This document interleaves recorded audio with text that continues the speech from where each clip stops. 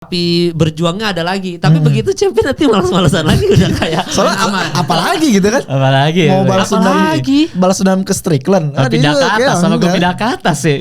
Lawan Alex. Oh iya, itu bisa tuh. Ya mungkin lawan Alex Pereira jadi seru, tapi Alex Pereira udah gak ngincer Ades aja lah, ngapain Iya, dia udah lagi. ngincernya lebih tinggi lagi, udah ngincer John Jones. Iya, kayaknya bakal take out sih pertandingan ini sih, tapi Duplessis dihabisin aja dia. Dia cuma butuh sekali nunjukin kalau enggak gue tuh rajanya di sini aja. Abis itu udah ambil lagi deh. Iya. Gue yakin pasti pikirannya kayak gitu.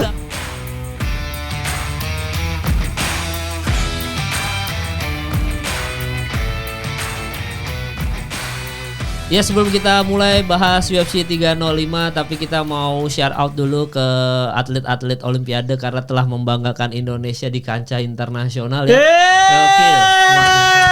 Siapa aja bang? Dana White. Kenapa jadi Dana White? Ya, kalau gue ini Indonesian Spider-Man. Siapa? Fedrik Leonardo. Oh itu gokil itu. Gokilnya itu. ini bang, apa? Selisih 0,02. Iya, 0,02 dan dia dapat detik. dapat emas ya kan. Tapi ada juga atlet angkat besi kita, ada Rizky Yuniansyah. Dan dia nggak cuma berhasil emas, dia juga break the world record untuk kelas berat dia. Yoi, bahaya kita. Bahaya loh. 199 ya kalau nggak salah. Iya. Ada siapa nih tiba-tiba? Siapa nih? Ada siapa nih? Perkenalan dulu. Perkenalan Gus. Nama lengkap Gus. Halo teman-teman. Aku Bagus. Nama lengkap perlu emang nama lengkap? Ya siapa tahu ya, kan. Nggak perlu pakai binnya, nggak perlu pakai binti, nggak perlu. Makes. Zodiak nggak usah, nggak apa-apa. Delva Bagus Pratama nama lengkap gua ya. Oh iya, itu Bagus ini buat yang belum tahu, dia adalah salah satu penonton podcast kita ya kan. Dia juga rajin datang nobar. Pokoknya dia ini cukup. Dia pernah ikutan kan, Bagus pernah ikutan yang ini live podcast kita yang pertama. Iya. Dia tuh Berarti OG ini dari nobar pertama. Dari nobar pertama, dan dia tuh prize hunter. Pokoknya setiap ada hadiah di rumah wardrobe-nya mola semua. Wardrobe-nya mola semua. Selalu dapat ya. Pokoknya gitu. Gus lu udah gak usah ikut, lu pasti dapat. Curang banget. Tapi Bagus ini salah satu yang die hard fans juga soal UFC. Lu ngikutin UFC udah lama Gus? Berarti Gus? Kayaknya dari SMA seingat gua ya. Lu sekarang umur berapa? 2018 lah. 2018. Waduh, seumuran kita ya. Iya benar. Lu bisa main bulu tangkis gak tapi? Nah nih habis kaki gua patah nih belum nyoba lagi nih gua. Soalnya kita bulu tangkis juga dapat perunggu. Kita lupa nyempetin satu lagi tadi. Oh iya, satu lagi. Gregoria Mariska. Iya, itu benar. Jangan share out. Tapi ya itu jangan dibilang ini medali giveaway lah. Gila. Kalau misalkan ini ada yang bilang ini medali giveaway, lu lihat perjuangannya Gregoria tuh. Karena gini bang. Gila. Karena gue gini deh, masuk PON aja berdarah-darah. Ya. Apalagi sampai seleksi ke sana gitu. Betul. Buat berangkat ke sana aja itu udah apresiasi itu. Iya, dia harus juara grup dulu, harus apa segala macam. Seleksinya banyak. Dia ngalahin mantan nomor 1 tuh, gue lupa namanya siapa tuh, tapi intinya dia ngelewatin mantan nomor 1 dunia dulu, baru dia bisa sampai ke Olimpiade. Jadi nggak bisa segampang itu gitu. Jadi buat yang bilang giveaway, tolonglah itu ya. Ya kreatifnya dipecat aja itu kreatif. Tapi tadi kan ngomongin Bagus. Jadi ini fakta menariknya, Bagus bahkan pernah kakinya patah terus nonton. Iya, tetap nonton. Iya. Dia sesuka gitu banget sama kekerasan sehingga walaupun kakinya patah dia tetap nonton. Iya. Pernah datang waktu itu Gus ya. Benar. Dan gua mau klarifikasi Bang Emal. Kemarin Bang Emal bilang ke Coach Max ya kalau misal gua nggak latihan dan lain-lain. Oke. Coach Max, gua nih sebenarnya sebelum kaki gua patah gua latihan. Udah tahu rasanya kepukul. Jadi gua selama ini bacot di nobar itu udah pernah kepukul, jadi gua harus Sebentar, Coach Max itu ngomongin tuh bukan ke lu, ke orang-orang yang bacot. Soal JK Saragi tapi gak pernah berantem. Nggak, tapi lu apa? Ikut bela diri apa? Iya, lu apa? Pukul? Waktu itu cuma ikut latihan Muay Thai bentar doang sih tapi ya. Iya, kalau kata Bang Sarul latihan sehat doang. Gak ada yang sehat dari latihan Muay Thai sih. Iya, latihan Muay Thai itu pasti muntah nggak? Lu latihan sakit. Gue pernah latihan Muay Thai muntah gue. Lu muntah nggak? Belum. Emang muntah kayak. Karena belum keras ya latihannya kayaknya ya. Muntah gue latihan Muay Thai pertama kali. Nah, Cosmex gak suka tuh sama latihan sehat tuh. Kalau harus kayak G harus sampai muntah kayak. Kalau lu muntah kenapa lu muntah? Keracunan makanan bukan karena Muay Thai aja, karena keracunan. Disuruh lari nih, habis itu kita lari dulu keliling lapangan lari. Kan Muay Thai kan yang terpenting kan kaki. Ya. Iya, lu nendang, lu skipping, Iya. lu bakal banyakan nendang, dan ketika dipukul itu kan kaki itu kan menjadi suspensi tubuh lu untuk lu dipukul. Jadi bukannya latihan leher doang, tapi kaki juga harus barengan tuh. Udah gitu nendang apa terus Nih. squat jump apa gitu muntah lah. Oh iya benar. Gue pernah sekali dong kayak gitu tapi gue nggak sampai muntah, gue mau pingsan dong. Udah hitam semua hitam. Udah hitam ya? Ya tapi ini ikut bukan bela diri, ikut kalistenik, ada namanya Oh, kalistenik. gua kalistenik ya pucat sampai pucat Yang ya. itu yang latihan Full pegang full up ya, tapi Yeah. suruh muter-muter itu.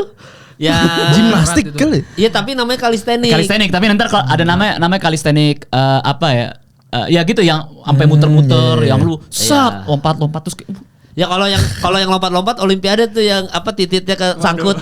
iya. Iya itu. ditawarin Lapangan gede loh. si orang Perancis kan iya tapi Lompat iya. tinggi. Itu gede banget tuh. Itu benar-benar. Pakai apa? Jump pakai yang Iya, ini ya? pole dancing. Foul Apa namanya tuh ya? foul jump. Fold jump. ya? Iya Iya. itu kan sampai ditawarin nari striptis.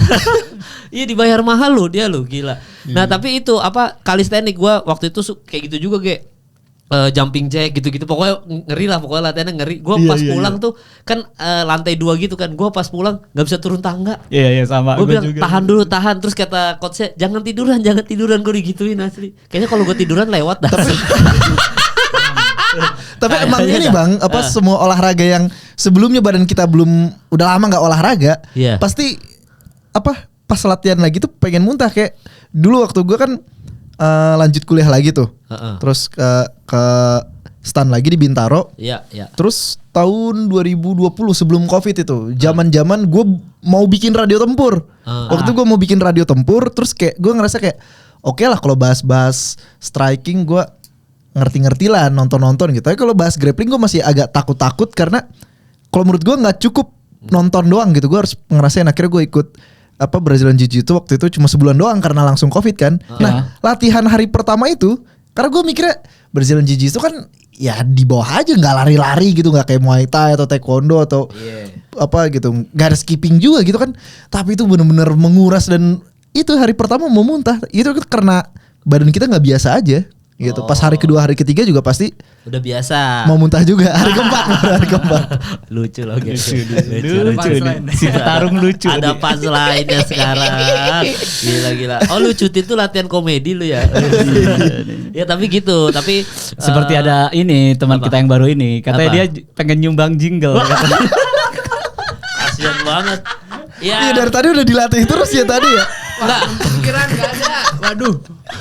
Dari tadi dilatih, udah latihan terus ya. Aduh, ya kasihan banget. Soalnya Kasihan, dia ya. kita kasih pressure, Ge. Soalnya namanya susah banget gue bikin jingle. Gue cari-cari susah banget tapi gue nemu. Oh, lu nemu satu. Gue udah bikin. Ada. Bukan nemu, bikin jadinya. Oh, gimana, Ge?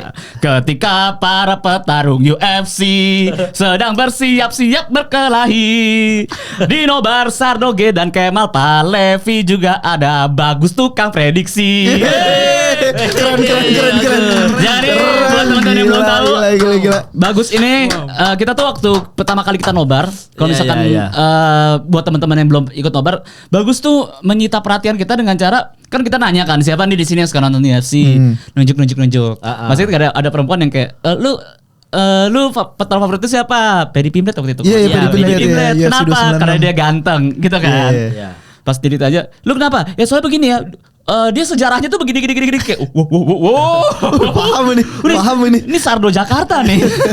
Iya, soalnya dia ngikut dari SMA, Ge. Tadi kan dia cerita. Dari Iya. SMA ini apa segala macam. Nonton siapa tuh awal-awal berarti tuh, Gus? Pertama kali gua tuh karena main game di pet kalau nggak salah. Pet yang ini, yang pet itu PATH yang Iya, PES di Emang ada gamenya? Emang ada gamenya? Foursquare gue ngerti kalau PES. Oh, Mana iPad. pet ya, Asik. iPad. Oh, Tapi bukan- iPad. Pet mah lapor Iya, lokasi iya. doang. Di pet, Makanya. oh, di Pet. pet. Game ya. Iya. Waktu itu pertama kali gua main tuh pakai karakter Alexander Gustafsson. Oh iya, Alexander Gustafsson. like heavy Iya, weight. iya. Bener-bener gue suka banget sama itu. Akhirnya gue nonton tuh di di YouTube ya mungkinnya dulu ya. Ya. Terus gue lihat Alexander Gustafsson main, terus emang ada satu orang yang bikin dia kewalahan kan, John Jones. John kan. Jones. Akhirnya gue pindah deh suka John Jones akhirnya. Jadi dari gamenya dulu. Dari gamenya Iya. dulu gue. Tapi lu lihat list GOAT kita bertiga kan? Lihat. Selain Selos ya, Iya. selain Selos sama Cosmex, lu lebih setuju sama siapa tuh? Lu punya list sendiri, Gus?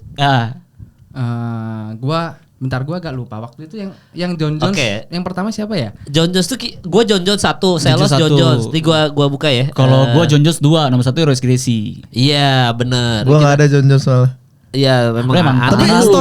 storyline si Bagus hampir sama kayak gue yang kenapa gue ikutan UFC kan dari game. Iya. Dari game dan game TV juga ya. Oh lu game juga bro? Enggak, karena ngeliat Brock Lesnar bang. Oh. Karena ngeliat Brock Lesnar kan. Terus ngeliat Brock Lesnar terus cari-cari di YouTube kan. Wih siapa sih manusia yang bisa ngalahin Brock Lesnar. Terus ngeliat Brock Lesnar dibantai sama Overeem gitu kan. Anjir nih siapa Overeem, badannya lebih serem gitu kan. Terus ngeliat dibantai lagi sama Cain Velasquez, barulah pindah kan jadinya. Iya, jadi dari game dulu ya. Iya. Gamepad juga. Lalu Ya PlayStation. kan dari ini dulu Latifi kan nyetel Smackdown. Oh, dari situ. Terus Brock Lesnar kan kayaknya serem banget sampai kayaknya tangannya berat banget gitu gini mulu dia. Lama banget itu. Iya, Brock Wow, Lesnar lama mau banget gila. Iya. Kalau di game WWF aja dia gitu. Iya gini terus berat tangannya. Iya, Paling sayang gampang. Kurt Angle nggak masuk UFC ya. Coba Kurt Angle masuk Iya, UFC guys. pegulat tuh Olympic gold. Olympic tuh gold, iya. Nah ini kalau Sardo itu pertama GSP, kedua Habib, ketiga John Jones, keempat Poatan, 5 Islam Makhachev.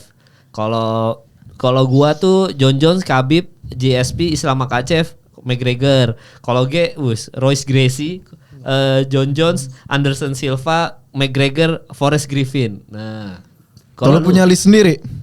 Gue lebih hampir sama kayak Bang Kemal ya. John Oke. Jones yang pertama. Oke. Terus kedua Khabib. Yang kedua Khabib sama. Oke. Yang ketiga GSP gua. Kalau gua lebih ke itu dulu siapa namanya?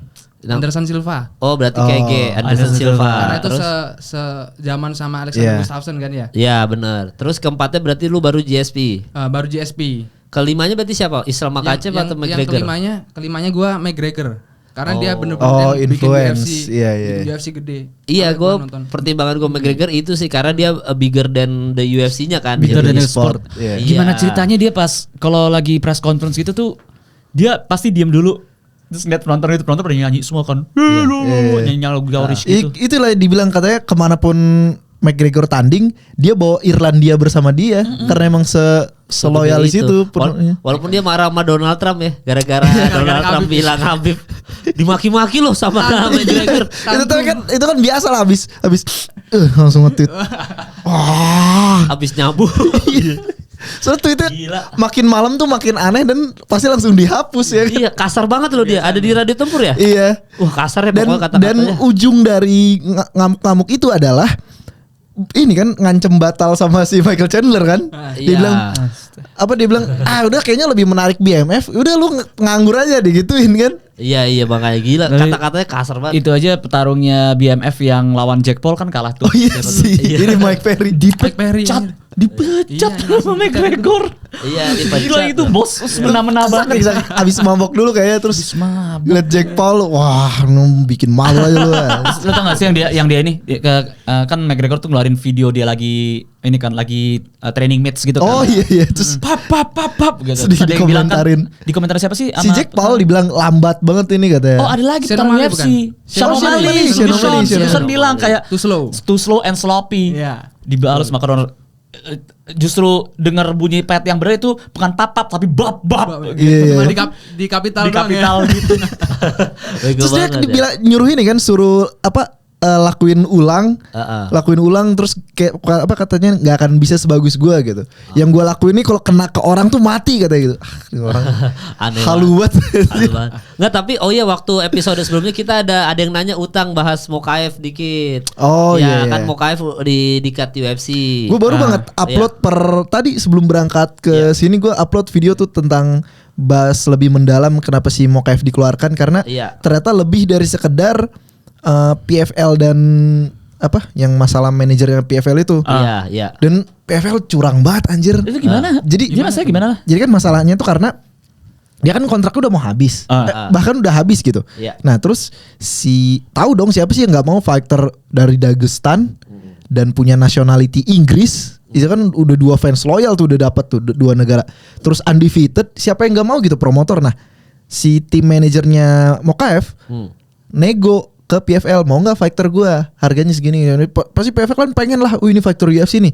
Nego, katakanlah dapat misalkan $2 juta, katakanlah gitu. Ya. Nah $2 juta ini dipakai buat nego ke UFC dengan kata-kata ya seolah-olah ngomong kayak gini, PFL aja mau kok bayar gua segini. Ini dong UFC berani berapa gini-gini. Nah di mata Dana White kayak gitu tuh kurang ajar. Apalagi Dana White punya masalah Francis Ngannou kan. Benar. Jadi udah sekesel itulah. Nah walaupun si Mokaev menyangkal hal ini, tapi ketika salah satu petinggi PFL Ray siapa ya namanya tadi waktu gue searching, angkat bicara kan, dan anjir itu kelihatan banget sih ini apa buka bisnismennya. Jadi ditanya kan sama wartawan, gimana tanggapan PFL tentang Mokaev? Dia masih pura-pura kayak gini dulu. Mokaev siapa ya? Mokaev siapa ya? Ini yang factor. Oh iya tahu. Oh enggak, saya enggak jadi saya enggak mau mengontrak dia soalnya dia susah diatur dan sombong katanya gitu. Itu kan sengaja karena mereka udah paham posisinya sekarang udah Mokaev yang butuh mereka kan, udah bukan PFL lagi yang butuh ini, makanya dia sengaja ngomong kayak gitu biar ya negosiasi ulang kan, biar harganya jadi jatuh ke bawah kan. Lagi nggak jadi 2 juta. Iya makanya udah gak akan 2 juta kan, lu yang butuh gitu. Sekarang lu kan nganggur. Nah terus ternyata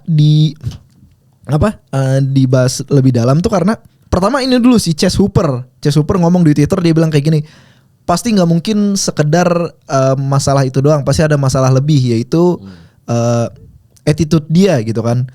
Terus si Mokaev membela diri, soalnya kan emang waktu dia sama Manel KP tuh ada yang kurang pas lah.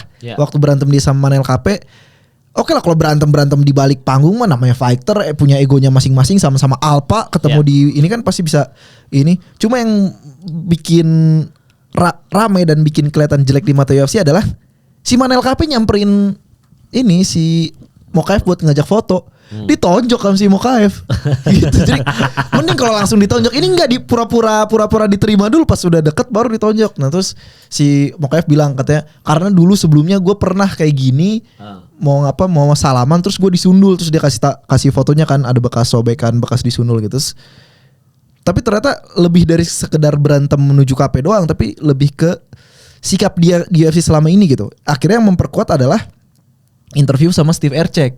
Bayangin aja, Steve Erceg baru satu tahun, nggak pernah dia koar-koar pengen title fight, saya pengen jadi juara, saya pengen nggak pernah. Menang lawan fighter ranking cuma 1, tapi kenapa dia tiba-tiba dapat title fight dan di main event gitu? Karena gue waktu bikin itu kan gue lihat ini kan record Mokaev kan, gue aja baru ngeh gitu. Si Mokaev ternyata belum pernah dia jadi main event sekalipun, di fight night pun belum pernah gitu. Ini udah dikasih main event di UFC pay-per-view pula, bukan Fight Night 301. Judulnya udah Pantoja versus Erceg. Kan antah berantah tiba-tiba dikasih. Mokaev kenapa nggak di ini? Terus akhirnya si Steve Erceg bilang katanya dia pernah satu event sama si Mokaev. Terus dia ngelihat si Mokaev nih orangnya tuh ini banget berasa penting banget ke dia memperlakukan tim nutrisionis, kru-kru itu gitu, kayak dia pribadi sih ngerasa kayak aneh anak nggak beres gitu. Cuma dalam hati dia tetap bilang ya namanya masih muda lah, biar pengalaman gitu. Oh, Steve Erceg gitu ya. Bijak juga. Gak usah sosok bijak deh. Erceg. Kan guru dia Karena dia guru. Karena dia ngajarin tinggi. Jiu-jitsu anak-anak juga, dia tahu karakteristik anak-anak. Ini kayak bocah ini. Yang saya ajarin nih kayak gini. Gus tadi kenapa Gus nambahin Gus? Mungkin tambahnya Dana White kan juga pernah bilang ya kalau misal UFC itu kalau misal sama fighter yang belum pernah jadi juara itu kan ya udah berdasarkan kontrak. Tapi kalau udah mereka akan jadi partners ketika mereka udah juara. Jadi kan Mokaev ini kan belum pernah jadi juara ya. Iya. Betul. Jangan mau-maunya lu nego juara dulu gitu. Iya. Kayaknya belum punya bargaining point. Belum punya bargaining point. Ya kecuali undefeated doang, itu pun undefeated juga pertandingannya boring semua pertandingannya. Aman. Semuanya main aman semua. Makanya waktu di interview sama Dana White kan yang dibilang kayak gini, Dana White Mokaev setelah pertandingan bilang karena matchmaker yang suruh katanya jangan take down lagi. Apa benar? Terus dia bilang benar, cuma tolong pahami di bisnis ini banyak juga yang take down. Tapi nggak saya masalahin kok. Karena ini lebih dari sekedar itu gitu. Terus barulah media-media kan nyari tahu lebih dari sekedar itu tuh apanya gitu. Nah ternyata attitude-nya. Ternyata di balik luguan Steve Erceg ada suatu value yang lu puas banget lo ya. Tapi mentalnya bener-bener ngeri loh Steve Erceg waktu di apa? Gak usah ditambah-tambahin lo. Idolanya kita. Kenapa Steve? Lu baru sekali kesini ya. Kasian. Mentalnya kenapa mentalnya? Ya mental kenapa? Iya. Bagus. Dia bener-bener waktu di apa? Di 301. Di interview di terkait interview. fightingnya lawan Pantoja. Iya. Dia bener-bener tuh nggak ada nervous sama sekali. Malah dia tuh selama pertandingan merasa pede bahwa ini orang nih udah ronde segini udah capek. Aku masih biasa aja. Ada sombong, serius sombong. Gila, sombong kan? Dia aja loser loh. Siapa namanya Pantoja? Apa? diajak loser. Oh iya benar. Tuh kan emang kan Itu- nggak tahu Itu akal nih orang champion nih. mentality bang, champion Iya, mentality. Champion mentality kayak. Gak usah colek gua lu. Nggak, tapi by the way kita kalau ngomongin soal Steve Erceg ya, lu akan benci banget Benci banget gua 305. di nomor 305. Aduh, anjing. Karena Steve Erceg ini jadi komen event lawan orang yang pernah latihan di Bandung, itu adalah kayak Kara France. Kayak Kara Kalau nggak France salah lagi. ada kayak Kara France tuh yang ngefak tuh siapa yang Si ngecengin Manel dia? Kape. Manel Kape kan, Iya. yang dia ngefak.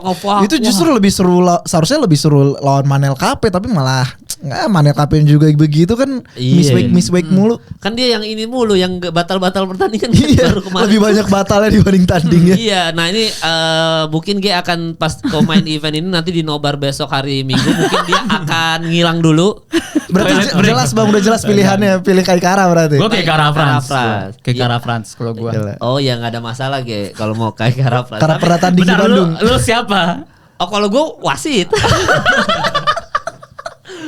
Wasit dia tidak menghentikan Bentar. sepihak. Lu siapa? Kayak Kara France Ya, sama lu RC sama kayak Kara France Aku siapa? takut jawab nih. Nggak apa-apa, lu Lu takut jawab? Lu lihat gua pas jawab, lihat mata gua pas jawab.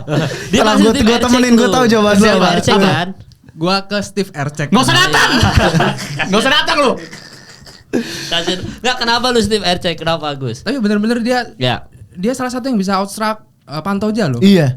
Iya benar. Bener-bener pakai gayanya John Jones lagi kadang pakai elbow kan. Iya. Berapa Iya. kali ngeri. Andaikan Pantojang apa nggak punya ini ya pola pikir champion yang tiba-tiba berubah gaya bertanding kan, Lu ronde bisa. 4 ronde 5. Lu bisa nggak? Kalau bandingin misalkan John ngomongin Erceg, gak usah sandingkan dengan John Jones. Lu kan Udah calon. Tapi dia pernah ngomong, iya. kalau misalnya Apa? dia pukulan elbownya tuh terinspirasi dari John Jones, makanya gue mau nyoba Ya, gitu. dia mungkin main game juga. Tadinya nonton John Jones dia tiru. Oh jadi Ge. ini apa di main game flyweight, sama murid-muridnya ya. Iya, di flyweight selama ini kan si Mokaev tuh yang bermimpi besar ingin menjadi John Jones, juara termuda usia 23. Ternyata tuh diteruskan sama Steve Erceg sebagai penerus John Jones ya kan. Ternyata tuh diteruskan sama Steve Nah, tapi gini Ge, kalau misalkan nih Ge, misalkan Steve Erceg menang nih Ge, lu mau mengakui Steve Erceg jago nggak? Kalau dia menang, atau lu mau dia menang berapa kali dulu? Ini podcast kita bertiga. Kok gue kayak bintang tamu yang disudutkan gitu ya? Anjing Nggak, lu. karena kebetulan ada Steve Erceg lagi yang main di 305. Nggak, tapi jokesnya Ge yang paling lucu tuh waktu itu lu nggak ikutan ya? Yang kita ngomongin 301 kan? Iya, abis yang nggak ikutan 301 gue. kan Yang kita- sama ada Anggi Umbara kan? Iya kan lu nggak ke ikutan gua. GJLS Kan waktu itu ngomong ini nih apa lu waktu itu jokesnya gue lupa lagi. Steve Erceg Yang itu Steve Erceg kan lagi berapa puluh kali menang, kalahnya tuh sekali. Iya. Sekali itu sama orang tua murid. Oh iya. Sama yang ini lagi CVR. Nggak, kita emang ngetes sertifikat CVR aja berfungsi atau enggak. Tapi gue pas kemarin pas ada Bang Smetino kan duduk di sini. Aduh. Dia cerita kan. Ya saya pernah itu nge-submit murid saya. Sampai ya dia pingsan itu lewat itu, makanya saya CPR terus gue di situ, oh pantesan ada sertifikasinya. Ternyata. Ya, jadi kalau misalkan Steve Erceg lu butuh berapa kali pengakuan kalau Steve Erceg ini emang jago, butuh berapa kali menang? Kira-kira. Ini kan kalau dia Iya, menang nih kalau- pasti lawan Pantoja nih rematch. Rematch nih kayak. Iya pasti nanti. Bener, siapa lagi yang layak ya kan? Ini serius kita ngomongin ini nih. Nggak, akhir tahun bisa ada Pantoja Erceg lu kayak. Ya, gue Iya, bisa. bakal ngeliat ini dulu. Kalau misalkan gue secara objektif ya, gue Iya. bakal ngeliat gimana sih Erceg lawan Kekara France. Soalnya waktu Erceg lawan Pantoja, kalau menurut gue itu kesalahannya tuh di Pantoja Dua juga belah ada. Pantoja Iya. tuh kayak apa mainnya terlalu rush ya, terlalu terlalu rush rush. banget terus Iya, dia mikirnya ini anak siapa sih Iya, ranking 10 gitu kan, gua iya. habisin ronde 1 bisa nih. ternyata total- mentalnya Iya. si Erceg kan. Dan ini juga Bang, untuk ukuran flyweight limbsnya panjang-panjang banget. Iya, Iya. curang. Iya kan? Curang. Flyweight kan bocel-bocel. Iya. Tapi mukanya Pantoja tuh bukan muka juara, bro. Oh, Pantoja ya. Muka Pantoja kayak heran setiap saat loh dia. Iya. Heran gitu. Iya, dia bapak yang baik ya. Anjing Iya dia lah, orang Pantoja bapak yang baik, bapak yang Pantoja iya Pak, bapak yang baik. Ya, Iya. Erceg adalah guru yang baik. Tapi ini loh. Gue lihat dulu ya, sampai Waktu- nanti pas ke Kara France ya. Gue Waktu lihat gua- dulu. Kenapa? Kenapa gua juga sama kayak Bagus milih Erceg, karena kan gua waktu tadi pagi kan ini kan beresin video yang Mokaev.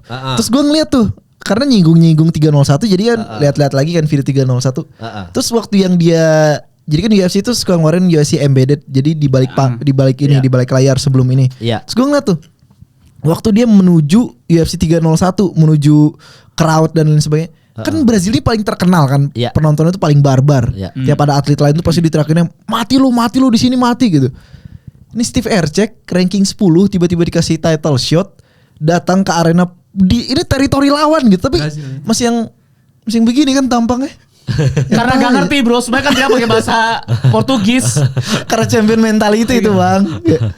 Alah, lu lihat nih raja lu gua bantai besok gitu. Iya, berarti Steve Erceg plus Kai Kara-France sudah lama nggak main. Iya, itu faktor juga. Jadi Steve Erceg ya. Nah ini sebelum kita bahas dari pertandingan pertama Li Jingliang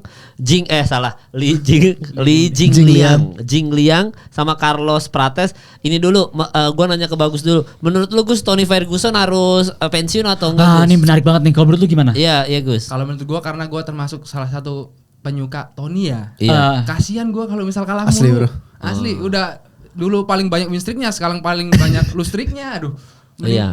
Mending retired sih. Karena nggak tega aja. Iya. Yang paling gue takutkan sebagai fans Tony Ferguson adalah dia cari promotor lain. Wah, tetap tanding tapi berarti. Iya, tetap tanding. Wah, pasti namanya promotor lain, namanya Tony mikir kayak gue umur udah 42, 41. Gue taunya berantem doang. Gue nggak mungkin kan ngantor umur segini daftar CPNS atau apaan. Gue taunya berantem doang terus ditawarin sama bare knuckle misalkan anjing. Iya. Kalau bare knuckle fight sih kacau sih. Dan Tony mau aja. Ini aja orang pada bilang, "Oh, Jake Paul pasti lagi udah lirik nih." Wih, ada retire Mike MMA nih. Iya. Makanan empuk. Jadi Mike Tyson umur 60 aja gue lawan. Iya, Soalnya apa yang dikejar sama Tony Ferguson ya? Kayaknya dia cuma ngejar kemenangan terakhirnya kayaknya ya. Iya. Dia ngejar final farewell gitu kayak dia nggak mau the last dance. Iya, tutup di ending kayak gini gitu. Iya. Kalau nyari terus. Lawan siapa dong kalau mau penutupan manis? Lawan siapa? Kalau Big Green aja kalah. Iya. Kan gue follow ini kan banyak meme Instagram ya. So ada fanpage begitu yang kayak, bro gue OTW daftar UFC buat gue diaduin sama Tony lah biar Tony ada menangnya. Gue udah gak kuat nonton Tony. Saking ngefansnya gue daftar UFC lah biar gue diaduin aja. Kayaknya dua petarung yang Tony pengen banget lawan tuh udah nggak mungkin juga. Khabib sama McGregor. Iya, dan mereka dua-duanya udah berdamai dengan masa lalu mereka semua kan. Iya. Cuma Tony yang belum move on dari era keemasan itu. Iya, makanya jadi kalau lu juga layak pensiun juga kayak Bagus ya, berarti setuju ya. Pensiun, gue nggak di sini kayaknya iya. Lu juga kan deh? Iya lah, pensiun lah. Udah ngapain lagi, orang terakhir aja udah pertandingan antah berantah itu ronde 1 juga. Mau ngapain? Itu kasihan gue lihat juga ya. Udah kasihan dah buat Tony Ferguson pensiun. Iya, kenapa Gus mau tambahin? Enggak, padahal dulu enggak pernah ke submit, enggak pernah ke apa kan? Iya. Bener. Gak pernah ke submit, gak pernah ke TKO, tapi itulah tubuh manusia ada batasnya. Dan lu kalau misalkan ngeliat di beberapa podcast kayak podcastnya Ariel Helwani, terus Joe Rogan, itu semua pada nyalahinnya Justin Gaethje.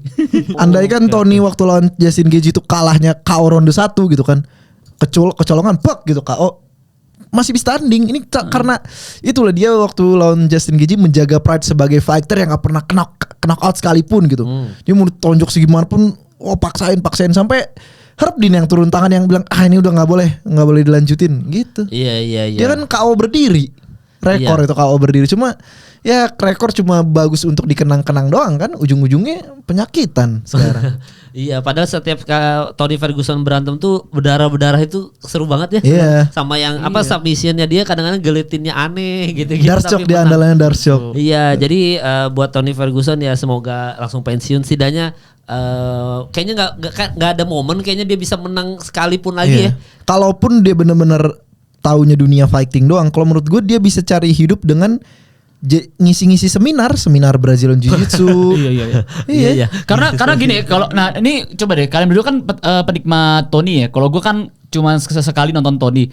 Tony itu yang menarik dari pertarungan ini adalah walaupun dia berdarah-darah, dia itu bisa memutar balikan keadaan, itu satu ya. Keunikan dia. Dan yang kedua gini, dia walaupun berdarah tapi dia itu masih berani untuk ngelakuin hal yang anjir tiba-tiba ngelakuin dong kayak dia guling-guling. Iya, Imanari tiba-tiba ngambil kaki itu ya. Iya, ngambil kaki dia terus langsung Imanari roll. Ada Imanari roll. Lu pernah lihat gak Mal? Pernah. Highlightnya iya. Highlightnya iya kayak gitu. Nah Tony yang sekarang tuh Tony yang lebih berhati-hati. Tapi ya karena jadi kan gue ketunda-tunda juga nih sebenarnya. Gue lagi ini kan mau bikin video spesial Tony Ferguson, spesial 200.000 subscriber. Gue mau bahas senjata Tony dulu adalah 3. speed, ketahanan, sama mental. Nah, tiga-tiganya ini masalahnya itu tuh bener-bener bergantung pada umur dan fisik. Kayak speed, umur kalau udah catch up udah nggak bisa secepat dulu. Terus ketahanan, dia udah kepukul berapa kali kan lama-lama rapuh juga kan. Jadi Tony yang dulu tuh nggak yang head movement yang cakep atau enggak, dia tuh konsep yang gue nggak apa-apa kena pukul asal gue mukul juga gitu. Itu kan ada batasnya gitu. The best defense is best offense. Gitu, jadi ya sisanya dari 3 senjata dia selama ini, sisanya tinggal mental doang. Ya mental nggak akan ketolong sama inilah kalau udah nggak ada fisik. Ya apalagi kalau udah losing streak yang nggak ada mental lah itu gitu. Kalau Tony Ferguson ya. Nah itu tadi pembahasan Tony Ferguson yang buat yang nanya juga sudah terjawab ya. Nih sekarang kita bahas 305 nih seperti biasa prediksi aja. Kalau Li Jingliang ini terakhir lawan siapa ya? Lawan terakhir Khamzat tuh ini ya? kan ya? Enggak, masa Khamzat sih? Enggak, zaman ini yang Khamzat lawan kan Kevin Holland. Yang ditukar itu. Ya kan dia lawan zaman Khamzat Diaz. Ada lagi bang, ada lagi. Jadi lagi di UFC berapa sih? Yang Tony Ferguson jadi main event lawan Nate Diaz. Benar, aku lupa deh. Khamzat akhirnya lawan itu kan Li Kevin Holland. Jingliang ini ya.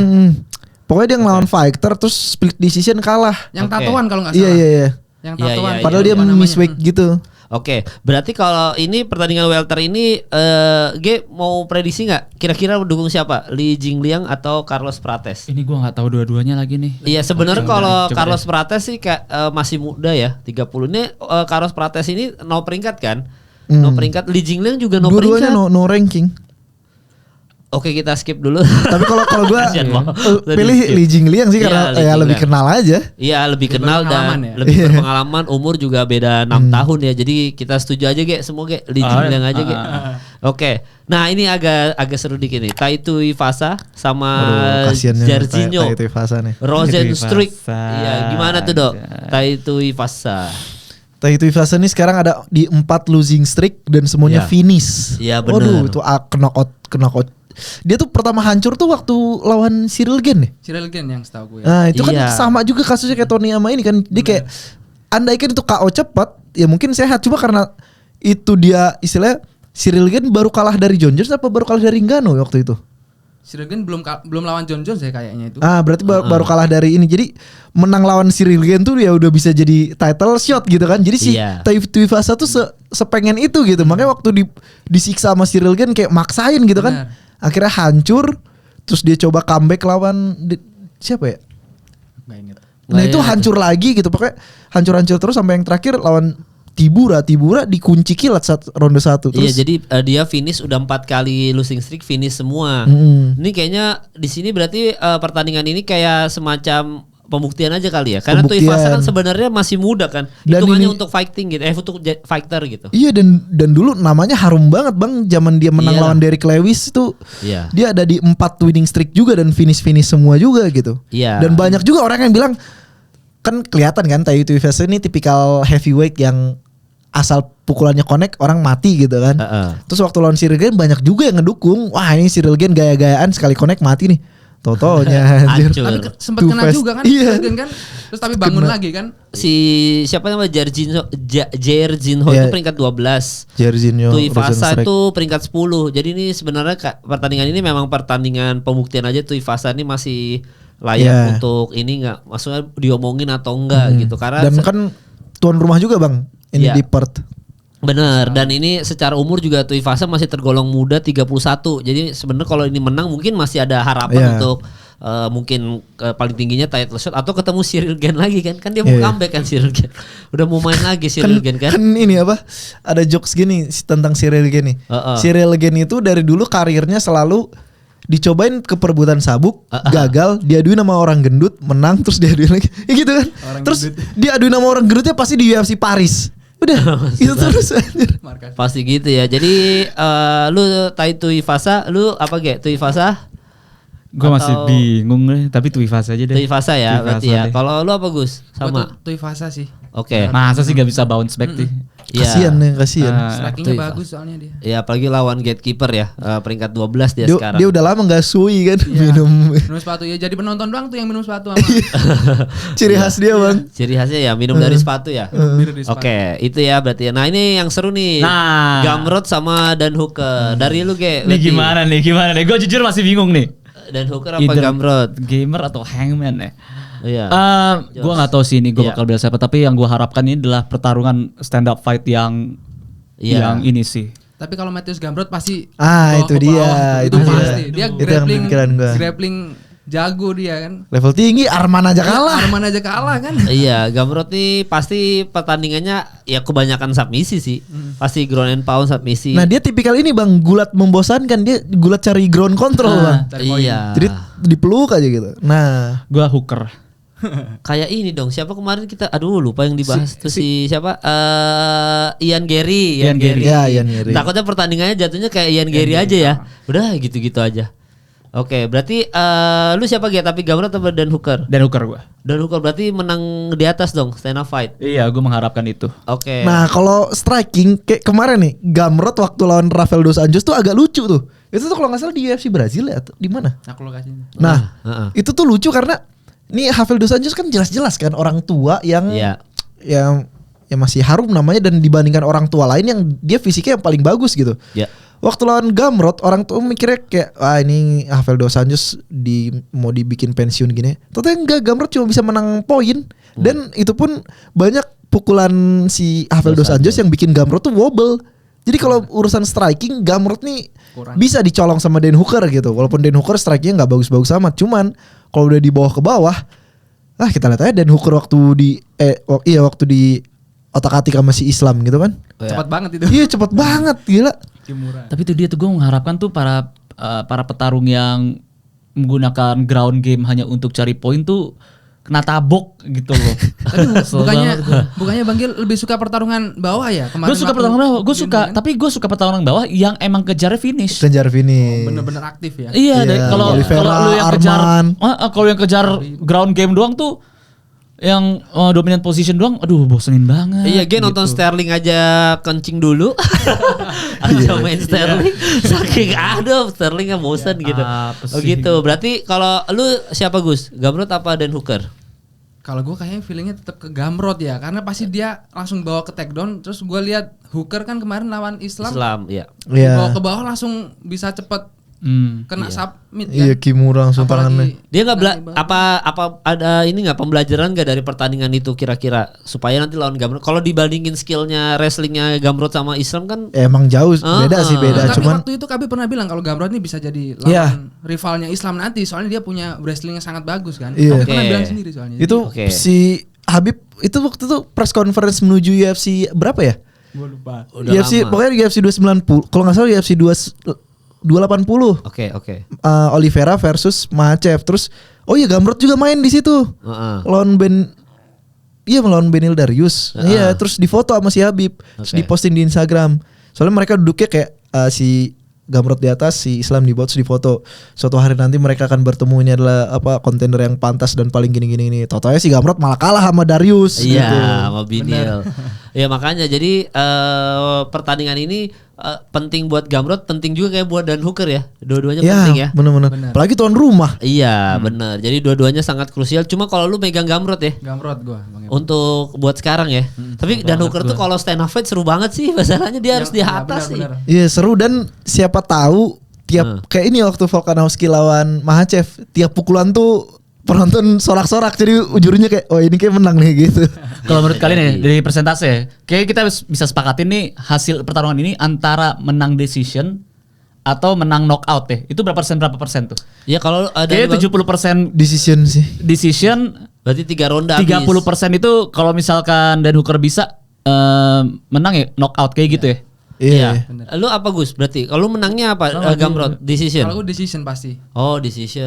Iya, dipeluk-peluk aja terus. Ronde Iya, 3 berarti ya. gitu. Kalau lu juga sama. Lu juga G berarti decision. Enggak, kalau gua Dan tetap Hooker. mengharapkan KO.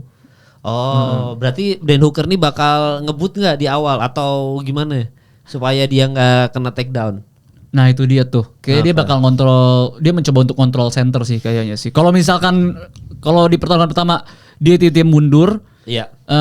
sehingga si Gamrot itu kontrol center tuh, maka kemungkinan kalah. Iya, yang kayak Iya. kalau waktu nonton sama Udah, Cosmax. tinggal- Ya kan Cosmax kan gitu kan. Dari awal gerakan aja nonton sama Cosmax. Ah, ini kalah nih. Iya. Soalnya kalau misalkan kalau udah kontrol center udah kena pressure gitu tuh, apalagi udah di belakang cage, lu tinggal di shoot aja terus udah ngebelakangin cage udah ditarik Syarat-syarat kakinya gitu-gitu terus lu tinggal back control gitu-gitu. Ngeselinnya tuh gitu sama ahli ground. Iya, apalagi Gamrot ya. Jadi udah pasti pertandingan ini mungkin akan boring teman-teman. Ya nggak tahu juga sih. Tapi kalau Dan Hooker megang center tadi kata G mungkin bisa TKO atau KO ya. Ya semoga aja sih. Tapi Gamrot tuh kan sangar gitu. Gimana tuh? Dan baru kalah 2 kali kan? Iya baru kalah 2 kali. Soalnya Jadi kan rapot tuh kayak nunjukin kedisiplinan atlet gitu. Iya. Dia menang 2-4 kalah 2 kali. Berarti sehati-hati itu dia gitu. Sedangkan kalau si 12 kali Dan Hooker 12 kali. Tapi menangnya juga sama. Menangnya sama kan ya? Iya. 24 atau 20-an. Ya, Gamrot tuh 24 dan Hooker 23 udah menang. Jadi sama. Cuma kalau secara umur lebih tua Dan Hooker 1 tahun. Jadi nggak ngaruh sih kayaknya UFC umur mah juga ya. Ya kalau cuman 1 tahun sih nggak ngaruh kayaknya. Nggak ngaruh. Jose Aldo menang gitu aja jadi ya udahlah nggak ngaruh umur nggak ngaruh teman-teman ya. Jadi itu Gamrot sama Dan Hooker.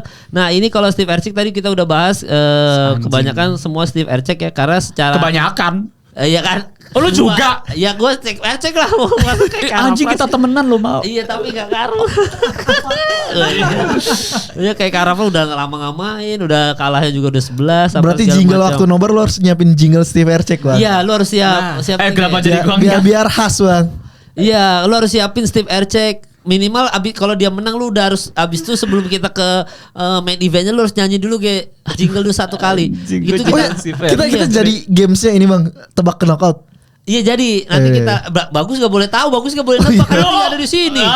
Udah kebanyakan hadiah juga Bang. Udah kebanyakan hadiah. Dia nih. Wardrobe-nya mau langsung. Nanti gamesnya kita kalau di Nobar UFC 305 besok Minggu kita itu adalah tebak knockout. Jadi nih knockoutnya siapa? Misalkan G mau meragain yang knockout dia yang mukulnya kan, atau yang submissionnya gitu.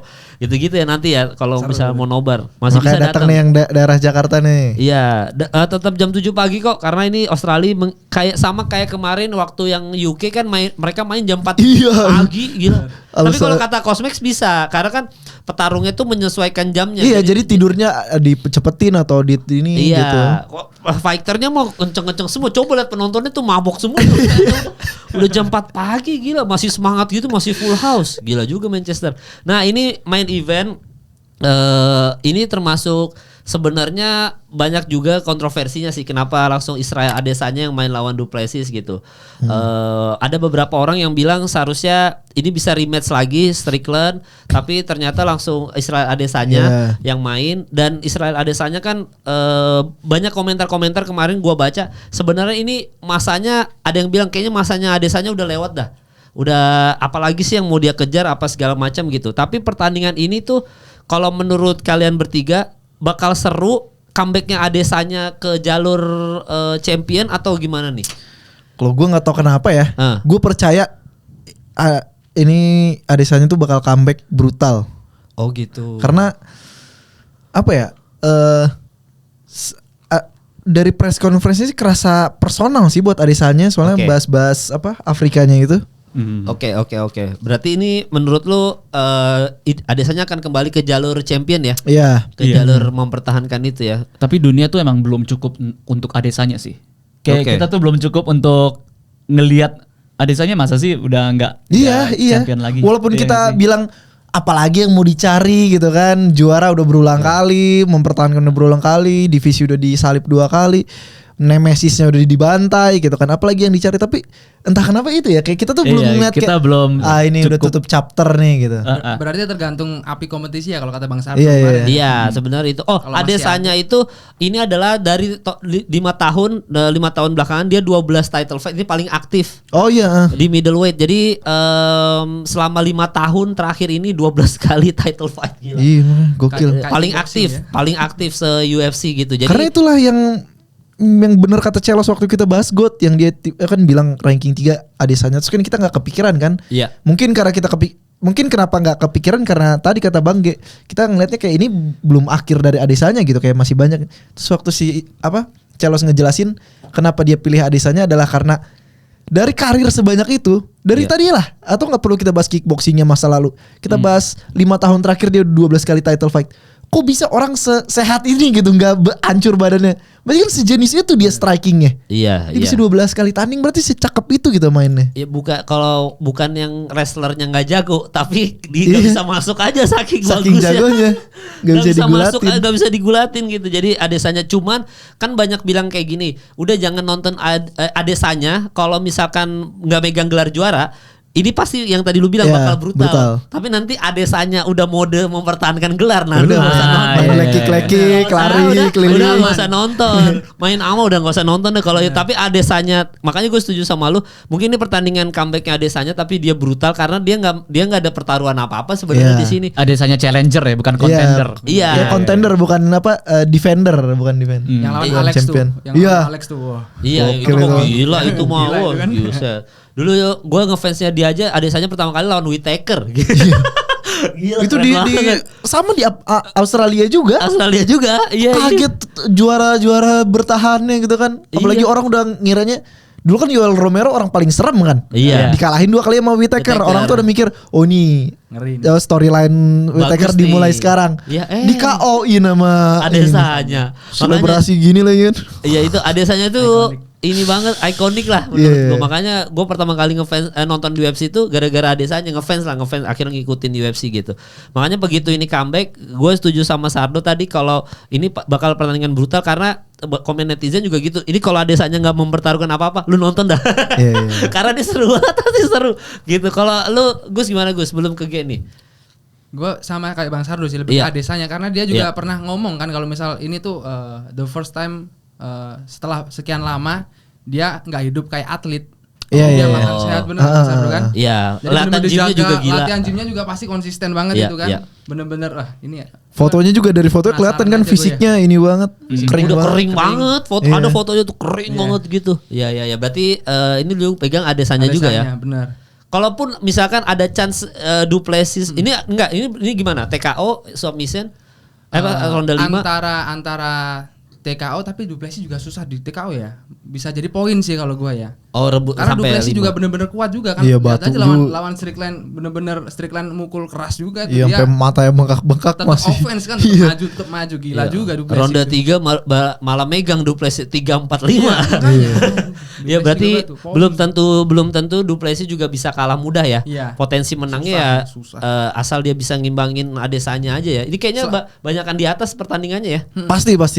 Selama Adesanya bisa ngontrol stance-nya tuh benar-benar pasti menang. Dan kita belum pernah lihat Duplessis main gulat kayaknya. Belum pernah kan? Belum kelihatan. Iya, belum kelihatan sih. Kayak bakal stand up sih. Bakal stand up. Kalau terakhir pertandingan lawan Strickland sih kita teriak ya pas Duplessis mukul. Wah, langsung gitu. Strickland langsung goyah gitu. Jadi ini bakal seru kalau misalkan Duplessis juga baku hantam ya, nggak yang cuma pasif mempertahankan gelar tapi hajar-hajaran ya. Oke, berarti lu sampai ronde 5 poin. Ronde 5 poin kalau gua. Ronde 5 poin.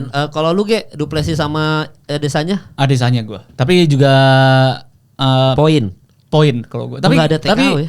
Tapi enggak deh, gua tuh sebenarnya mikirnya gini, Adesanya tuh kan dia sniper. Dia juga sniper dan ditambah lagi gini yang bakal mempersulit diskusi presis untuk mendekati Adesanya adalah Adesanya tuh jago banget jaga jarak. Iya itu.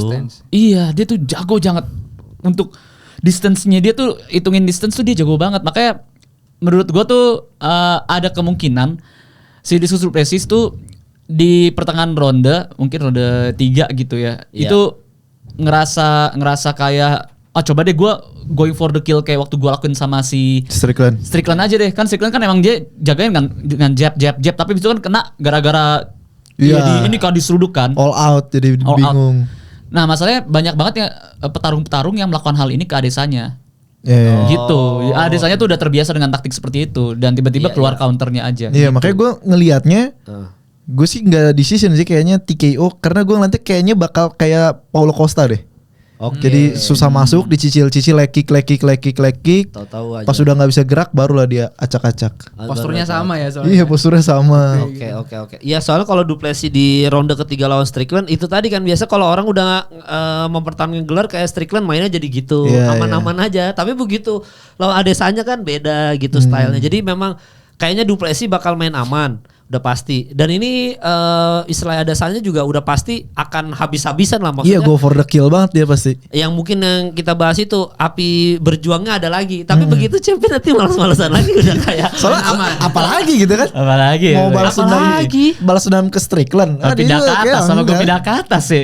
Lawan Alex. Oh iya, Iya. itu bisa tuh. Iya mungkin lawan Alex Pereira jadi seru. Tapi Alex Pereira udah gak ngincer Adesanya lah. Iya, Ngapain dia udah lagi? ngincernya lebih tinggi lagi, udah ngincer John John Jones. Jones. Iya, dia udah mau gokil. jadi orang pertama dalam sejarah. Iya, Itu udah tiga juara. Pereira 3 juara gitu. Jadi kayaknya memang kalau dari pertandingan ini gue pribadi kalau sebelum-sebelumnya memang Adesanya ketika belum punya gelar kan pada TKO Iya. gitu kan. Kayaknya bakal TKO sih pertandingan ini sih, tapi Du Plessis dihabisin aja dia. Berarti- Dia cuma butuh sekali nunjukin kalau enggak gue tuh rajanya di sini aja. Habis itu udah ambil lagi deh. iya, Iya, gue yakin pasti pikirannya kayak gitu. Udah ambil lagi aja gitu. Siapa yang mau ngalahin gue udah ambil aja dah. Habis itu gue ngomong pensiun lagi, gue pensiun aja nonton. Soalnya kan sekarang yang lagi ngantri kan si Whittaker sama si Strickland. Whittaker malah saking dia company man-nya, dia mau lawan Hamzat lagi kan? Bawah-bawah pokoknya dia nyapu yang bawah pokoknya kan. Iya. Saking company man-nya dia ngikut-ngikut aja lah. Diaduin lagi sama Hamzat, padahal waktu itu kan diaduin sama Hamzat. Iya, Terus iya. Hamzat sakit, menarik diri masukin Ikram dibantai. Berarti udah beres dong. Iya. Dieladenin lagi Hamzat. Dia yang minta malah kan. Iya. Bukan Iya. ditawarin tapi Kan dia kalau yang minta. Strickland bilang gak mau, saya gak mau tanding lagi kecuali title fight gitu. Iya, soalnya kalau di middleweight ini menurut gue lagi nggak seksi sih, nggak menarik. Ya orangnya itu lagi. Iya maksudnya kalaupun udah misalkan let's say gue udah menang nih Adesanya, terus rematch mau lawan Strickland, ya udah ayo aja rematch, gue menang sekali udah. Habis itu misalkan menang lawan Strickland nih. Habis itu siapa mau ini gue ayo siap Vettori Paling mau maju. Satu-satu yang bikin ini seru Nggak kalau ada. Hamzat comeback udah itu aja. Kalau Hamzat Iya. comeback, Hamzat menang udah itu seru. Hamzat sembuh. Ya. Hamzat Iya. sehat. Tapi trash talknya udah berkurang ya dia ya sekarang Udah- ya. udah nggak Fokus ada yang- latihan kayaknya ya. Fokus Dan- penyembuhan. Dan udah nggak ada yang peduli lagi. Iya, ya. Karena ini loh kan tipikal Hamzat adalah kayak misalkan Leon menang terus komen see you soon boy Iya, gitu. Terus semuanya iya Dricus Du Plessis menang see you soon boy. Terus Sam Strickland menang see you soon boy. Terus kemarin Belal menang juga kan. Belal sama Hamzat kan pernah berantem kan di Iya, Twitter. iya. Terus Belal menang dia juga posting foto kan captionnya ketawa doang gitu. Iya. Terus udah komen-komennya pada bilang udah gak ada yang peduli sama lu boy. Gitu.